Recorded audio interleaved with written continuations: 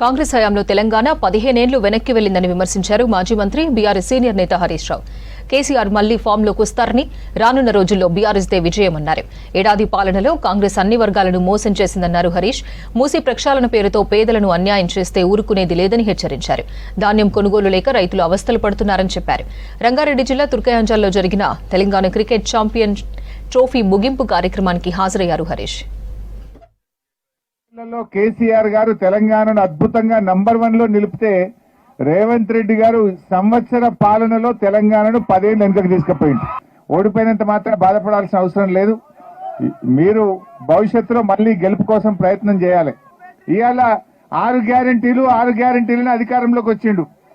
కానీ 6 గ్యారెంటీల దుకాణం బంద్ పెట్టిండు, మూసీ దుకాణం ముంగడ పెట్టుకున్నాడు. మూసీ దుకాణం ముంగడ పెట్టిండు.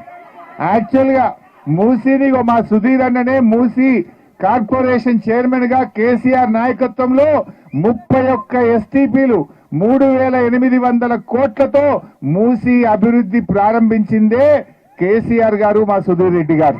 రైతుల పరిస్థితి కూడా వడ్లు కొనే పరిస్థితి లేదు, పత్తి కొనే పరిస్థితి లేదు. వెనకటికో సామెత ఉండేది, ఇగురం లేనోడు ఎగుసం చేస్తేనట వడ్లు వాగుపాలైనాయట, గడ్డి గాలిపాలైందట. రేవంత్ రెడ్డి పాలన కూడా గట్ల ఉన్నది. రేవంత్ రెడ్డి పాలన కూడా గట్ల తయారైపోయింది. రాష్ట్రంలో అంత ఆగమాగమైంది.